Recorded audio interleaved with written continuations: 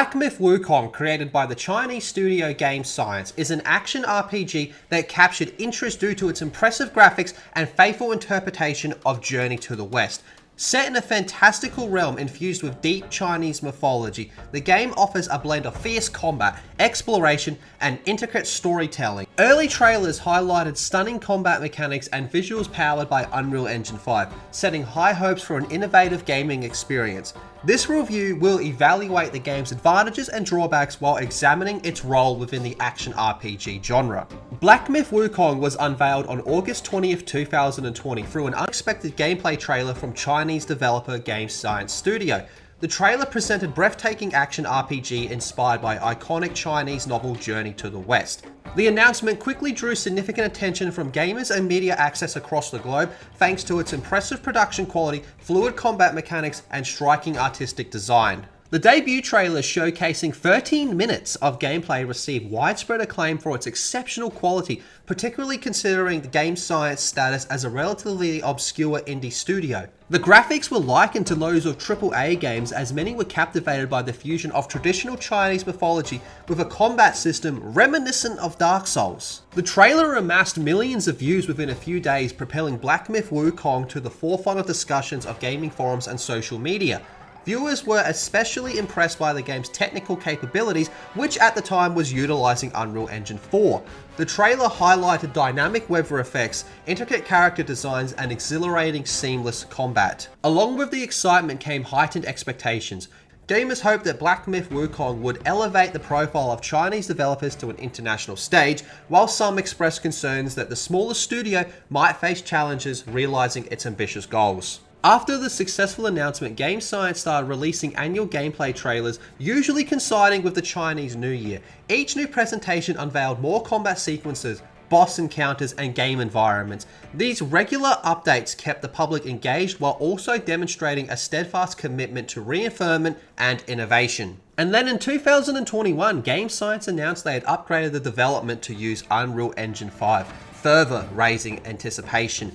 This move promised improved graphics, especially with areas like lighting, textures, and world detail. Every trailer since showcased the engine's power, reinforcing Black Myth Wukong's position as one of the most visually impressive upcoming games. But beyond just its graphics, Black Myth Wukong was praised for its faithful representation of Chinese mythology and lore, a refreshing change for Western audiences who had become accustomed to European and Japanese folklore and fantasy games.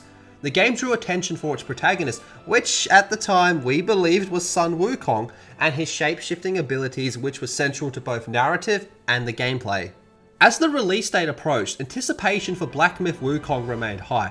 The consistent quality shown in each new trailer reassured players that the game was progressing well, although some expressed concern whether the studio could deliver a product that met the overwhelming expectations set by the trailers. There were the occasional worries about the studio's relatively small size and their ability to handle such ambitious projects. Comparisons to other visually ambitious games that under-delivered at launch, like Cyberpunk 2077, were also made. However, generally these worries were tempered by optimism. A few critics voiced concern that the heavy emphasis on graphics and boss fights in the trailers might overshadow other aspects like narrative depth, world building, and pacing. Additionally, there were questions about how well the game would balance its challenge, considering its evident Souls-like inspiration. Overall though, Black Myth Wukong went from being an unexpected indie title to one of the most highly anticipated releases in the action RPG genre. Its reception was largely positive, driven by its stunning visuals, a unique premise, and strong marketing through well-timed gameplay reveals. But now, the combat mechanics in Black Myth Wukong are dynamic, rapid, and immensely gratifying. The Destined One, which is who we play as, and don't worry, I will get into that later in the video, wields his staff to execute combos and special maneuvers, effortlessly shifting between light and heavy attacks, as well as the ability to change combat stances. Mastery and timing and evasion is crucial, ensuring that every battle feels like a true test of skill. Additionally, the Destined One's ability to morph into different creatures introduces complexity into the fighting system, with each transformation providing distinct benefits. For example, turning into a colossal stone Buddha enables the Destined One to unleash a powerful single attack on foes, while shifting into a gigantic tiger wielding a massive sword can catch enemies off guard.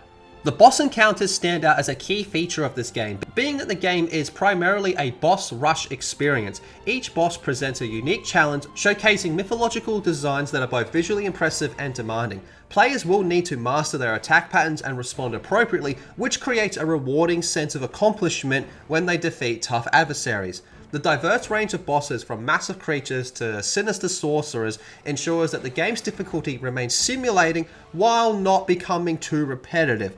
Now, this is where one of the main game's debates come in. Is this game a Souls-like? I'm going to go ahead and say no.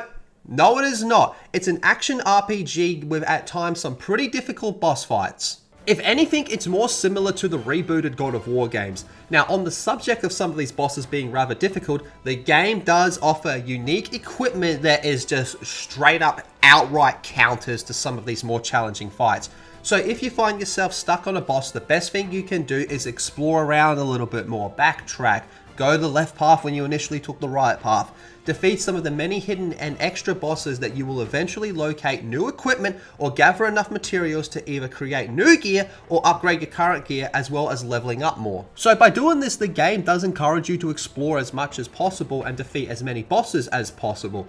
The leveling system in this game is simple and doesn't do anything new, but it works just fine.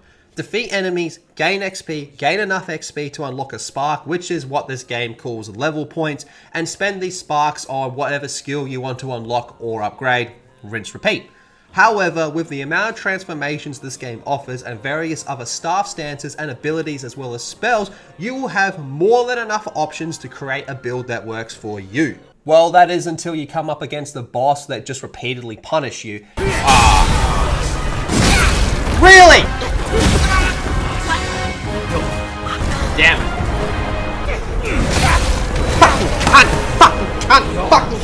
And now here is the trick to this game that will save you so much time, and something I didn't do until chapter 5. So pay attention to this.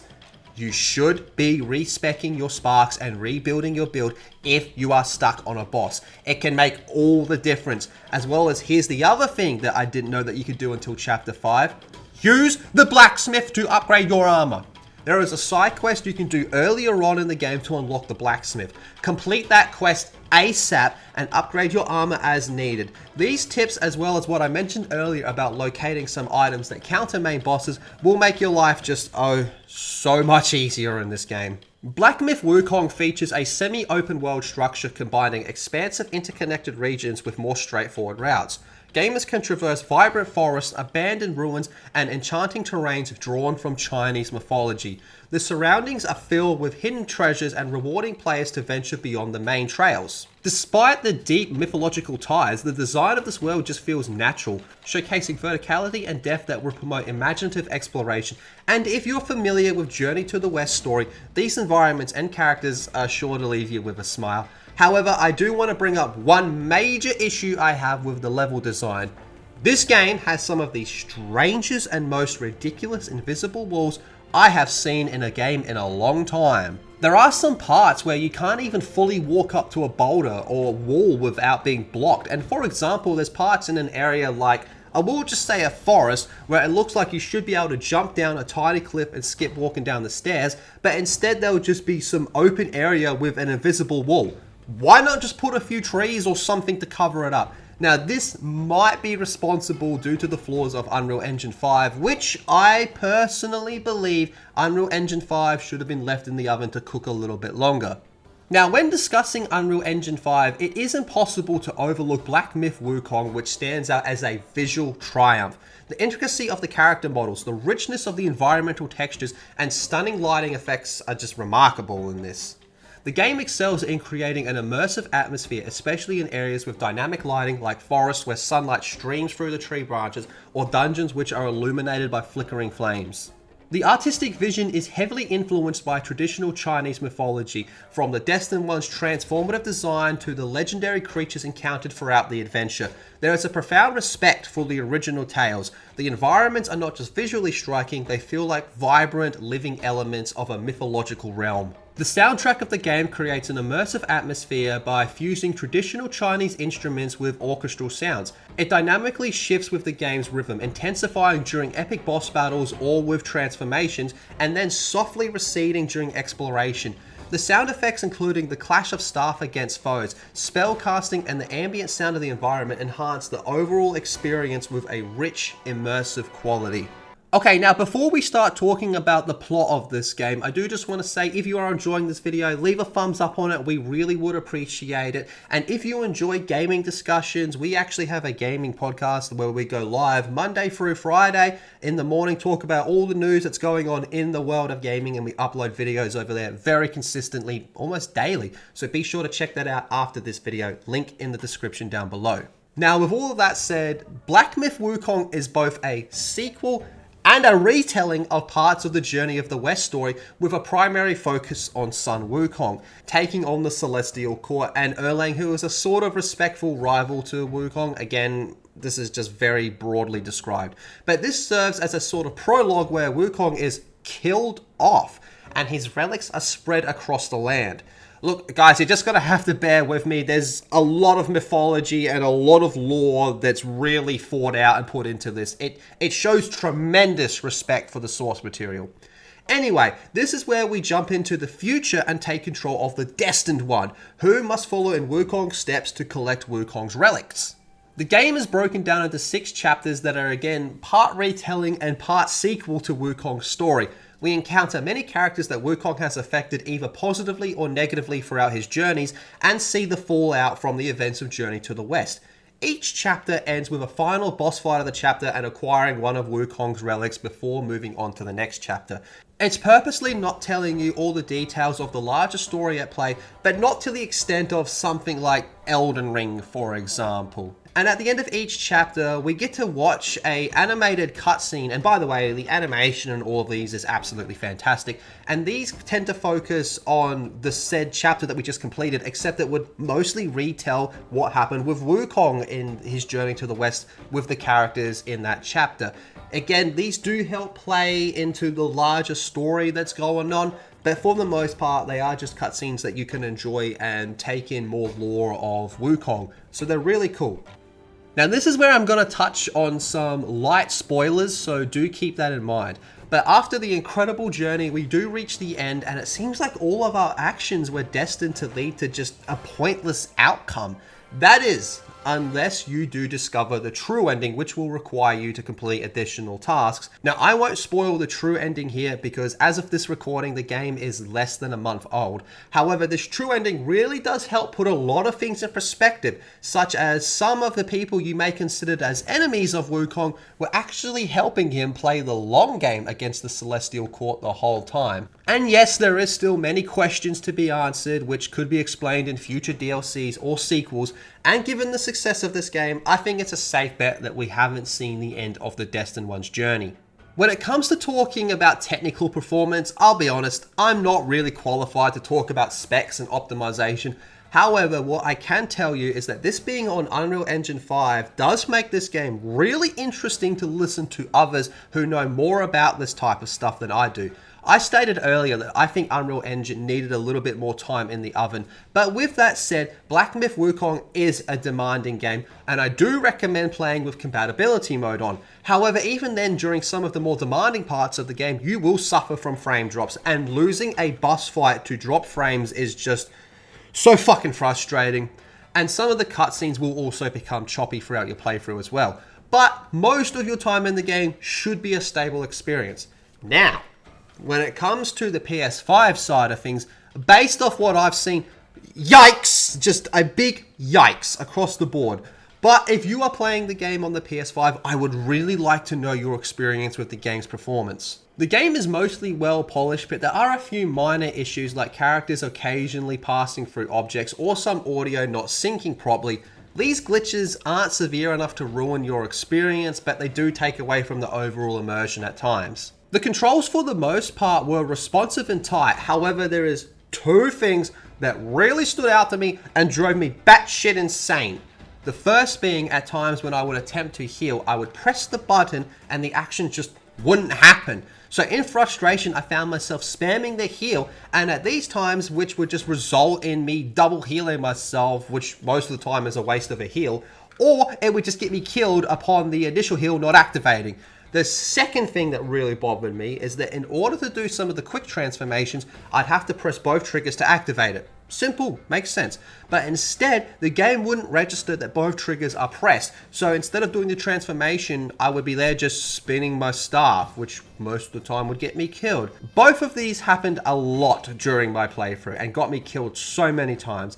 I tested the same controller on other games and it seems to work fine with every other game I tested it on. The game excels in stunning visuals, innovative combat mechanics, and authentic representation of Chinese mythology. The boss encounters are both tough and memorable. The diverse range of the skills ensures the combat remains engaging and lively. Additionally, the world design is elaborate, offering a vibrant environment for players to explore. Some players, however, might perceive the pacing as inconsistent, with exploration occasionally dragging in contrast to the adrenaline-fueled boss battles. Furthermore, the story, though impactful, also may come across as lacking in depth for those who aren't acquainted with the original material.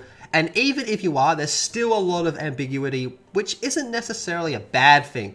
And just before, when I mentioned about how the boss fights were memorable, that's not always a good thing. Some of these bosses have some of the most cheapest artificial difficulty I have seen in quite a while. For example, there's a boss fight, I believe in chapter 3, which has pre-scripted events that happen during the fight. So instead of just knocking down his health to a certain point and the next phase of the fight will trigger, what will happen was you'll knock down his health to a certain point, it will go into a small cutscene almost, and he will do a certain attack on you which will reset the positions of you and the boss. But this attack that he does in the pre-scripted event does damage to you, so it is possible to die from that. Black Myth Wukong stands out amongst other action RPGs by presenting a unique viewpoint but also grounded in mythology. Although it does have gameplay elements reminiscent to games like God of War, especially with its focus on combat, Black Myth Wukong sets itself apart with distinctive transformations and rich cultural themes. Black Myth Wukong delivers a breathtaking visual experience as well as some innovative mechanics that elevate it within the action RPG landscape. It masterfully intertwines elements of traditional Chinese mythology with contemporary gameplay, providing a unique perspective on a cherished genre and a cherished story. Despite some of the shortcomings, especially regarding pacing and some of the technical glitches, it's a title that will engage enthusiasts of both mythology and action. For players seeking a visually striking and challenging adventure, Black Myth Wukong is certainly a journey worth undertaking and undoubtedly a strong candidate for Game of the Year. Thank you so much for watching. If you enjoyed it, again, leave a thumbs up on the video. We really would appreciate it. If you really enjoyed the video, consider becoming a member. It really does help with the production of these types of videos. If you've been playing Black Myth Wukong, let me know what you think about it in the comment section down below. I would really like to hear everyone's stance on this game. It seems to be pretty positively received across the board, but maybe you don't like it. Let me know why. On that note, have a fantastic day, everybody, and we'll see you all in the next one.